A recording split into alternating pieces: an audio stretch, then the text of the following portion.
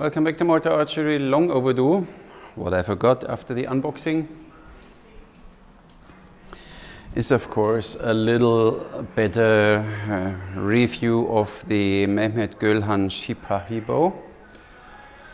Now of course some people ask me again if I can do a review, so of course I forgot. I apologize. So this is it. I did an unboxing video. Maybe I put the link in the description when I don't forget it. What is the thing with a Mehmet Sipahi? First thing, it's fiberglass and resin, kind of laminated. With this, he manages to create optically the closest to how a Sipahi bow should look like when you see the Kazan here in this triangular shape coming up here to the bush. Bush is exactly 90 degrees from the limbs. This he can mold in resin and with fiberglass. Not sure if it's easy, but he can do it. And then of course this beautiful decoration here, when you see the head is in gold, and then you have here this ornamental part around the string groove. And this is synthetic leather. It's pre-stressed, so this bow is very lightweight. The bow length is 45.roughly 5 inches, up to 55 pounds available. Max draw length is 29 inches, like let's say Annibale. But what we have here, and this is the only Turkish bow I found so far who has it, is the string is out of 3 pieces. You have the normal string, and then you have here this knot, and the loop is a different material, and the knot is exactly where the string is touching exactly the transition from the bush to the Kazan. So this is the only bow, Turkish bow I know, which has this. The rest is pretty straightforward. It's a lightweight bow. The handle is very, very small, but has a quite depth to it. But nonetheless, it feels good. What Mehmet told me, and he sent it, was a waxed cloth, because usually they held the bow with a waxed cloth, but it got lost in the shipping. Somebody from the post needed something to sneeze, most probably, and used it as a tissue. So this is this. Compared to all the others, and I'll show you now a few, this Kazan, the one from Taylor Archery, out of artificial material, where the back it looks like horn, you know, this bow is the closest to this one. Has a slightly, you see this slightly contour here, but not as accurate as this one. And then you can go through all the other Turkish bows. At least I have here the wood one from Taylor Archery. We know this, a very beefy sear, but he will change that. And you see that Annibale tries to make a slight modulation, a slight curve in it, so they get a little more narrow, so they at least try to make this look a little like at least 90 degrees, that's fine. And even there's a nice string bridge on Annibale. We don't have a string bridge here. And then you have, let's say, the short Sipahi. It's simple, the normal Kazan. It's slightly going a little more narrow here, and then it goes into the bush, and then you have your furniture stopper as a string stopper. But it's like it is. It's an amazing bow. I only don't like a 20-cent rubber stopper there. So, but we talked today about the Sipahi bow from Mehmet Gölhan. I have this bow now since, I think, 3 years or something. I need to check when I did the unboxing. 29 inches, 45 pounds.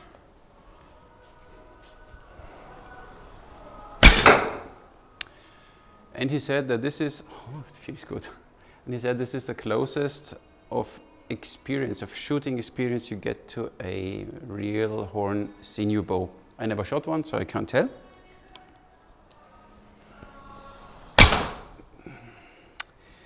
It's very narrow here, so you really, it's almost like a center shot bow. I was estimating a little wrong. And of course with this kind of handle, Katra and all this stuff is really cool. Feels great. Draws back until there without any problems. There you feel then some stacking. Let's see how far this is away. 45 pounds. Why do I always get these heavy bows? So this is 29. Feels still good. There's no stacking at 29, so would make most probably 30 inches, but of course safe drawing is 29. My thumb. With 45 pounds, when I shoot a few arrows, and depending on what string material they use, then I feel it. As long as I shoot less draw weight, my thumb is fine. Shoots very accurate, so you simply look there, point there, draw and shoot, and you hit where you want to shoot. Of course, after a bit practice. But it's an incredible bow. Sometimes, I don't reach full draw. Oh wait, note to myself from last time, don't shoot too many arrows on one target. Let's shoot another one. Feels really good, and what I like, brace height. The description is brace height is between 7 and 8 inches, so this is now 7 and maybe a half, so it's quite in the middle. Feels good, it feels really good. You heard that? It was a tennis ball. It's really, this bow gives you agility. I think it's an awesome bow even for horseback archers. Of course, I can't tell if it's the closest of experience to a sinew horn bow because I never shot one.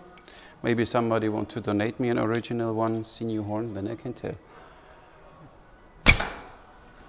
Feels cool. Draws like, I don't know, draws really, it's not too light, not too heavy. It feels, you feel it, but you feel it in a good way. I don't know if that makes sense to you.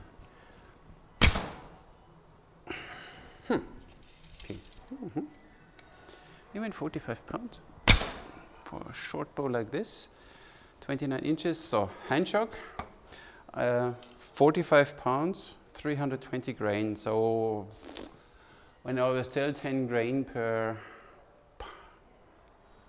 pound, then they're a little too lightweight for this bow, but it's completely not an issue. There is no, I hold it now stiff and I shoot if I feel any vibration, okay, or hand shock. It's almost nothing. You feel slightly in the beginning, a little vibration, and then done. Don't know how or where. I don't know. It's a construction. There's no nothing. And of course, when you do katra or stuff like this, and you don't feel anything at all.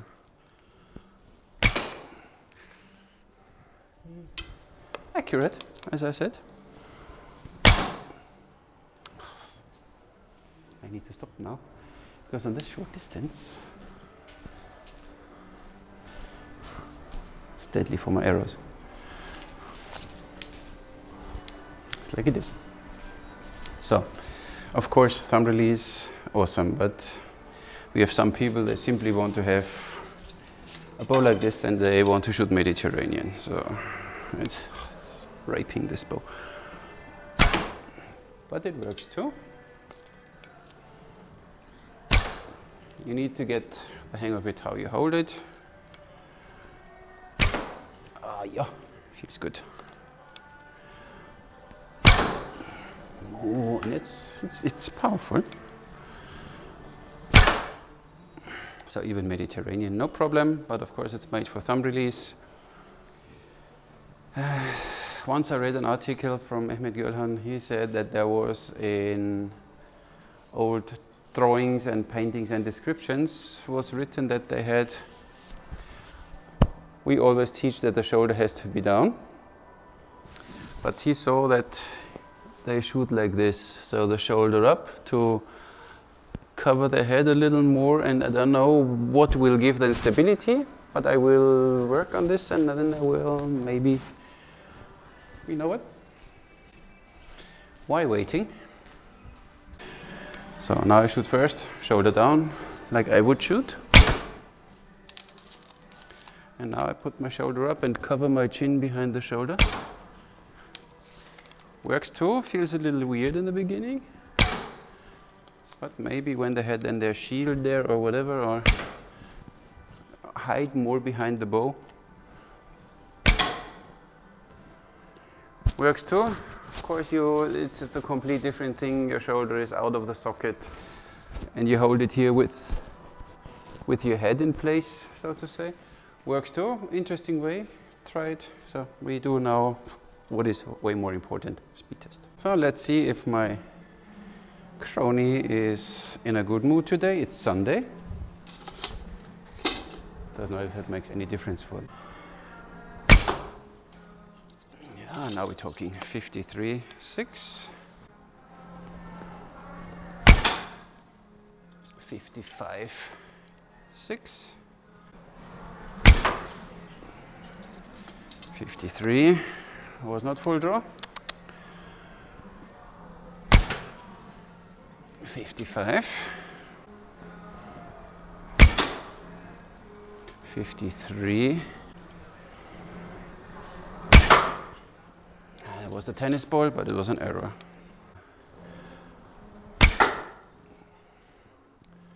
53. One thing, you really need to get used to it down there. Don't know, maybe my hand is too big, or I still didn't find the proper way to hold the bow. Sometimes you feel it down there. It's a little hurting. No, not hurting, but you feel it. Error. Now we're back 52.6. 53. So 53, 54 meters per second for the 45-pound Mehmet Gölhan Sipahi. Price, I don't know anymore. I think it was something around 300 euros, but it's ages ago, and I think including shipping it was 340, 350, I don't know anymore. But you still can write to him if you're interested in this bow. Why do I get dirty fingers of my arrows? So one thing, what I, and most probably you, have to get used to it, how to hold this bow down there. Because when I do my, actually, 3 fingers tight, and this part here is a tiny bit sharp, so maybe I need to hold it more upwards there. Yeah, I'm not sure. So this is maybe. Let's see. Ottoman Empire. I hold the bow now a little higher. And that feels on the, yeah, wait a second. That feels a little weird on the index, but maybe. Yeah, a little down, not too high. Here it hurts a little. It looks good. Shoot it, of course.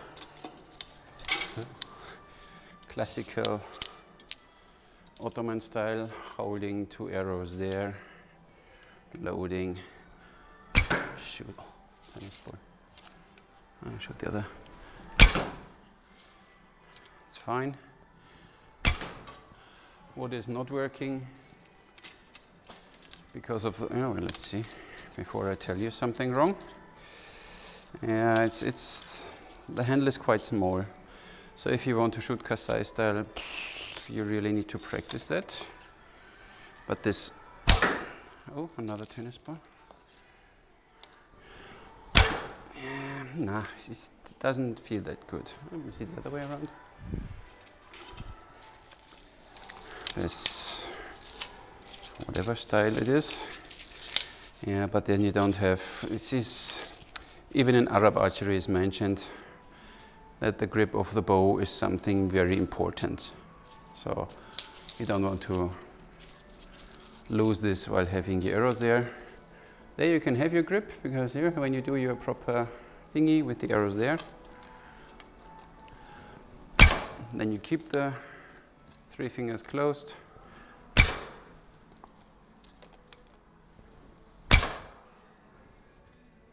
That works fine.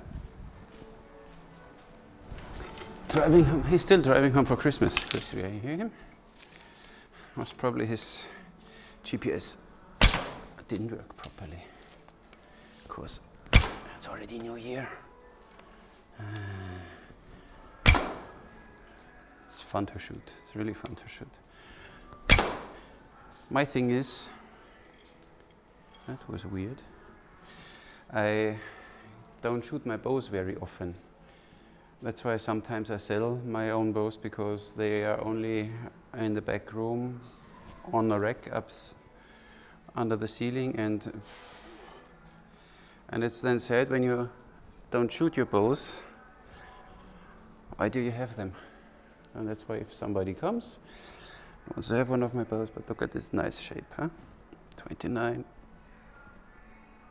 It's a really nice bow. So, most probably the most close experience to shooting a real horn sinew bow, but I don't know. At least optical wise, this is the only real Sipahi I had in my hands with this proper formed Kazan and the barsh, and even this decoration there, so everything I showed you, the string with the knots. It's a really beautiful bow. It's not too expensive for what it does. It's handmade. It takes a while until you get it, because it's not a mass production, so he builds each and every bow with his own hands. But I love the shape of these bows. And 45 pounds doesn't feel that much. So pretty bow. People always ask me, oh, which bow shall I take? Ali bow, Turkish bow, or Veg, or whatever. It's really personal taste, a matter of budget, and a matter of if you like more the details and the shooting experience of this one. That's why it's always good when you have the chance to get the hands on them. Like here in Malta, you can test all these bows, and then you can decide which one you want. Other than that, they're all amazing. This is simply a little different than all the others. I hope that was answer enough. Gölhan, 40, yeah? Does it focus? Gölhan, 45 pounds. You see that? Thank you very much for watching, and have a good day.